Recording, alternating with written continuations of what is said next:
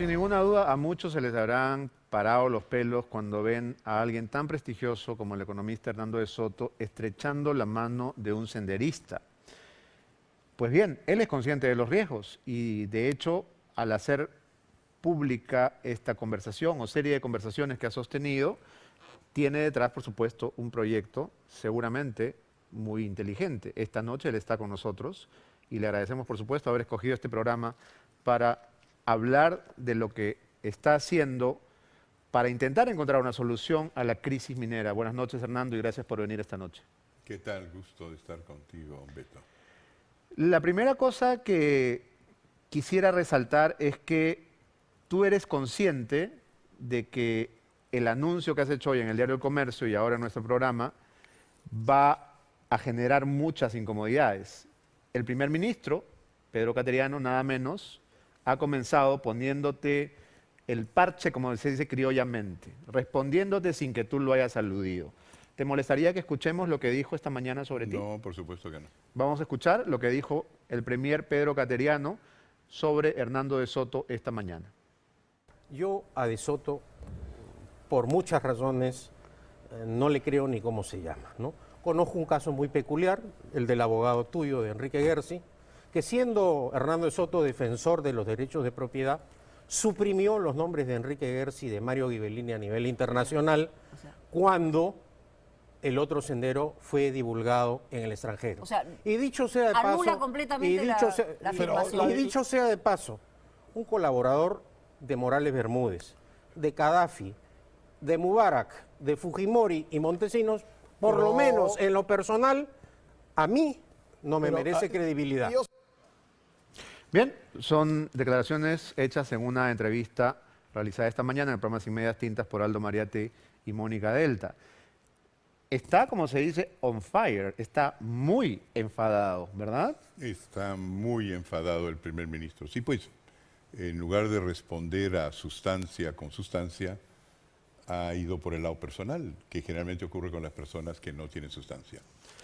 Tú has dicho de este gobierno que es incompetente y que el ministro Pulgar Vidal es la incompetencia misma al haber confrontado agricultura y minería de una manera, al parecer, trágica.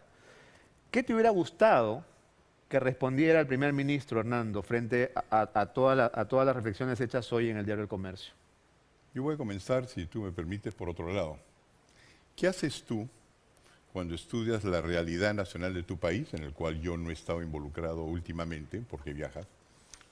Hay un momento en el cual viene el problema de la minería informal. Comenzamos a tener una cierta cantidad de fondos que podemos estudiar para ver qué es lo que está pasando en el país. ¿Cuántos mineros informales hay? Que ese es un dato que me parece que la gente debería conocer.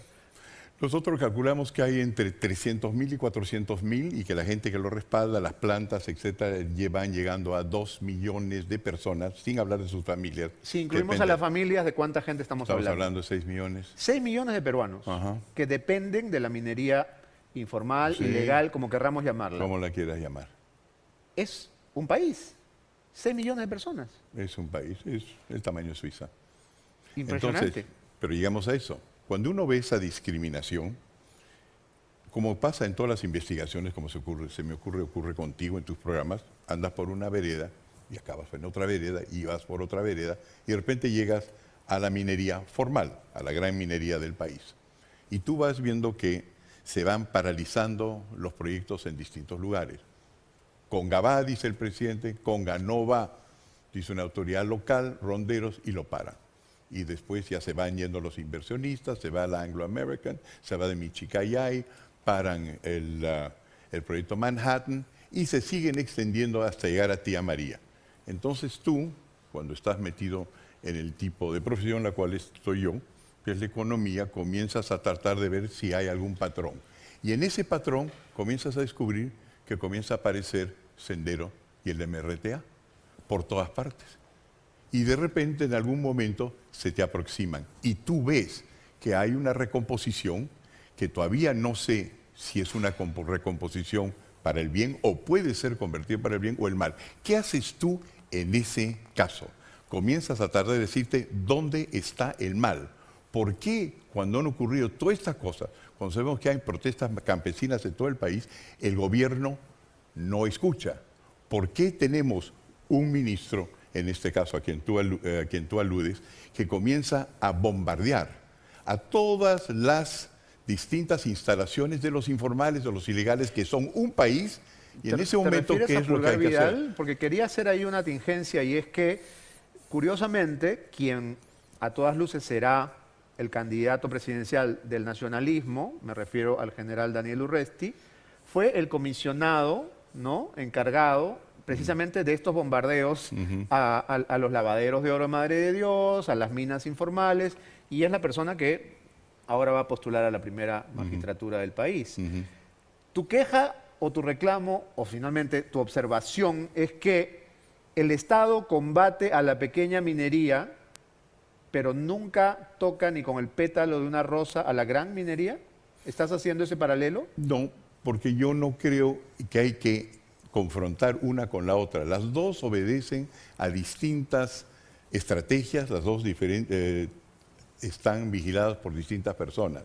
Lo que yo estoy diciendo es que si nosotros comenzamos a tocar a lo informal como si fuera una nación extranjera, lo lógico es que se produzca lo que Sendero llama alienación, o lo que, si tú quieres, ellos dicen son contraposiciones en la historia.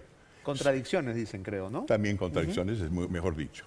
Contradicciones. Entonces, lo que yo estoy señalando es que estas personas, fanáticas de la ecología o fanáticos del orden, con cualquier manera que se haga, están creando una situación de conflicto en el país de justamente las cuales nacen los terroristas. O sea, están generando, con estos actos de guerra prácticamente, un terreno fértil, un caldo de cultivo fantástico para el resurgimiento de movimientos terroristas como estos. Pero eso es lo que está pasando. Entonces, en ese momento, ¿cuál es el deber de una persona o de un grupo de personas como aquellos que yo dirige, que se da cuenta de que el país está yendo en mala dirección? No hay nada peor, como tú sabes, Beto, que ser portador de una mala noticia.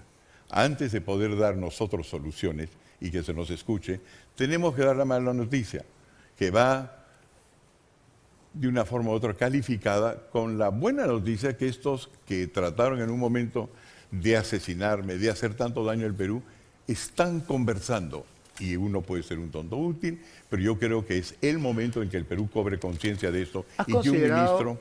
esa posibilidad de estar siendo quizá demasiado ingenuo? Pero claro que sí. Creyéndole a Sendero y al MRTA, porque digamos, en estas reuniones que tú sostienes, que son, y lo has reconocido en el reportaje, peligrosas, porque no se puede confiar del todo, ¿tú podrías estar cayendo en una trampa? No, podríamos estar cayendo en una trampa, Beto, porque ahora tú estás incluido. Gracias. Y la razón por la cual abro el naipe es porque es un póker con el naipe abierto, que es lo que yo quiero para el Perú. Si yo quisiera de esto hacer un magnífico libro, hacer otro bestseller, entonces pues me guardo 1 o 2 años y cuando sale el libro conversamos. Yo quiero abrir el naipe ahora porque creo que es mi deber. Y ahora tú puedes investigarlo y ya has comenzado a investigarlo.